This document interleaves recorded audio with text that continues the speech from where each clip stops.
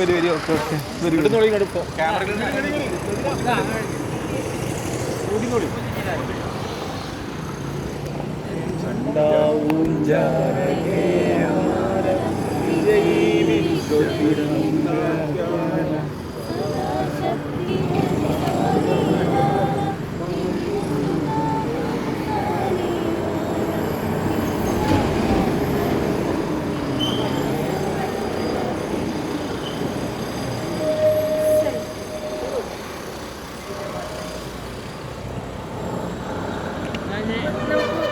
മുകളിലേക്ക്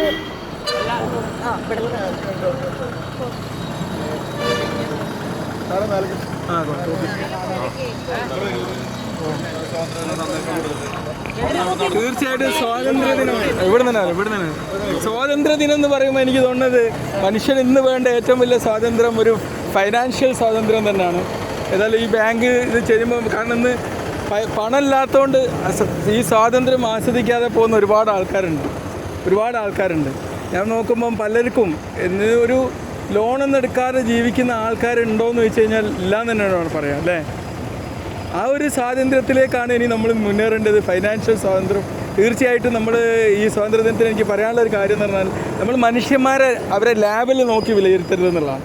ഇപ്പോൾ ഇന്നത്തെ ഒരു കാലഘട്ടം എന്ന് പറഞ്ഞാൽ മനുഷ്യനെ ലാബിൽ നോക്കിയിട്ടാണ്, മനുഷ്യൻ്റെ വിശ്വാസം, മനുഷ്യൻ്റെ എന്താ പറയുക രാഷ്ട്രീയം, ഇതൊക്കെ നോക്കിയിട്ട് മനുഷ്യനോട് വിവേചനം കാണിക്കുന്ന ഒരു അസ്വാതന്ത്ര്യം നമ്മുടെ നാട്ടിൽ ഇന്ന് അനുഭവിക്കുന്നുണ്ട്. അതിൽ നിന്നുള്ള ഒരു വല്ലാത്തൊരു മോചനം നമുക്ക് ആവശ്യമാണ്. കാരണം ഈ ലാബിൽ എന്ന് പറഞ്ഞാൽ അത് മനുഷ്യൻ്റെ നമ്പർ പ്ലേറ്റ് ബസ്സാവില്ലല്ലോ, നമ്പർ പ്ലേറ്റ് ഒരിക്കലും ബസ്സാവില്ലല്ലോ അല്ലേ. ഒരു നമ്പർ പ്ലേറ്റ് അവിടെ വെച്ചാൽ ബസ്സാകുമോ? ഇതുപോലെയാണ് മനുഷ്യൻ്റെ ലാബിൽ എന്ന് പറഞ്ഞാൽ, രാഷ്ട്രീയത്തിൻ്റെ ലാബിൽ, മതത്തിൻ്റെ ലാബിൽ. ഈ ലാബലുകൾ ഒഴിവാക്കിയിട്ട് മനുഷ്യനെ മനുഷ്യനായി കാണേണ്ട രീതിയിലുള്ള ഒരു സ്വാതന്ത്ര്യത്തിൻ്റെ മാധുര്യം നമ്മളെ നാട് അനുഭവിക്കണം എന്നുള്ളതാണ് എനിക്ക് പറയുന്നത്. അതിന് വേണ്ടത് ഏറ്റവും ബേസായിട്ട് ഇപ്പോൾ വിബ്ജിയോർ ബാങ്ക് ആണെങ്കിൽ ഏത് ബാങ്ക് ആണെങ്കിലും ഫൈനാൻഷ്യൽ ഫ്രീഡമാണ്. ഒരു 100 രൂപ സമ്പാദിക്കുന്നവന് ഒരു 10 രൂപയെങ്കിലും നാളെ സ്വസ്ഥതയോടെ നമുക്ക് ജീവിക്കാൻ വേണ്ടിയിട്ട് അങ്ങോട്ട് മാറ്റി വെക്കാൻ നമുക്ക് പറ്റണം. നമ്മൾ കിയോസാക്കിയൊക്കെ പറഞ്ഞതുപോലെ നമ്മൾ എന്താ പറയുക, നമ്മൾ ഒരു റിച്ച് ഡാഡ് പൂർ ഡാഡ് എന്ന് പറഞ്ഞിട്ടുള്ള പുസ്തകം ഉണ്ടല്ലോ. അപ്പോൾ ഈ പൂർ ഡാഡ് ആയിട്ട് നമ്മൾ മാറുന്നൊരു കാലഘട്ടമുള്ളത്. കിട്ടുന്ന പൈസ മുഴുവനും ചിലവഴിച്ച് പോകും, പിന്നെ ബാക്കി ലോണും അടിച്ച് നോക്കുമ്പോഴേക്ക് നെഗറ്റീവിലേക്കാണ് പോവുക. ഞാൻ കഴിഞ്ഞ ദിവസം വിബ്ജിയോർ ബാങ്കിൻ്റെ ഒരു പരിപാടിയിൽ വന്നെന്ന് ഞാൻ പറഞ്ഞിട്ടുണ്ട്. നമ്മൾ പല ആൾക്കാരും ഈ സാമ്പത്തികമായിട്ട് എൻ്റെയൊക്കെ ജീവിതത്തിലുണ്ടായൊരു പ്രശ്നമാണ്.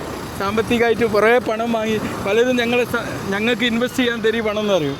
സംഗതി ഇൻവെസ്റ്റ് ചെയ്യാനായിരിക്കില്ല പലരും പണം വാങ്ങുന്നത്, അവർക്ക് കഷ്ടപ്പാടിലായിരിക്കും. അവർക്ക് വലിയ റിച്ചായി ജീവിച്ചിട്ട് അവരെ കഷ്ടപ്പാട് നീക്കാൻ വേണ്ടിയിട്ട് മറ്റുള്ളവരുടെ ഇൻവെസ്റ്റ്മെൻറ്റ് സ്വീകരിച്ചിട്ട് അവസാനം പൈസ കൂടി തിരിച്ചു ചോദിക്കുമ്പോൾ കിട്ടില്ല. ഇത്തരം അവസ്ഥയിലാണ് നമ്മൾ സാമ്പത്തിക സുരക്ഷിതത്വം ഉറപ്പാക്കാൻ വേണ്ടി ഇതുപോലുള്ള ബാങ്കുകളിലൊക്കെ പോയി ഡെപ്പോസിറ്റ് ചെയ്യാന്നുള്ളത്. അന്നൊക്കെ നമ്മൾ ബാങ്കിലൊക്കെ ഡെപ്പോസിറ്റ് ചെയ്യാൻ നോക്കുമ്പോൾ ആൾക്കാർ എന്തിനാണ് ഞങ്ങൾ ഇത്രയേറെ ലാഭം തരുമല്ലോ എന്നൊക്കെ പറയും.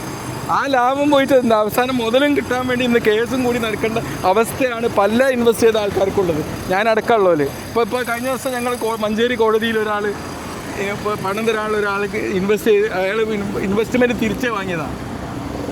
ഒരു ജ്വല്ലറിയിൽ അടക്കേണ്ട ഫണ്ട് അയാളെ നേരെയായി ഞങ്ങളിത് കൂടുതൽ ലാഭം തരാമെന്ന് പറഞ്ഞ് അന്ന് വാക്കുകൾ പറഞ്ഞ് വിശ്വസിച്ച് അവസാനം ഇന്ന് ഞങ്ങൾ കേസും കൂട്ടുകാരും നടക്കുകയാണ്. ഒരാൾ അതിന് അറ്റാക്കായി മരിക്കുകയും ചെയ്ത്, പണം കിട്ടാനുള്ള വിഷമം സഹിക്കാൻ പറ്റാതെ അറ്റാക്കായി.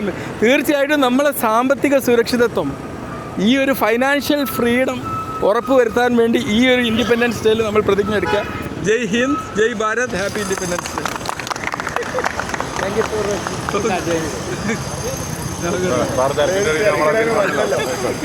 അല്ല എനിക്ക് സുന്നത്ത് ചെയ്യാൻ പോകാൻ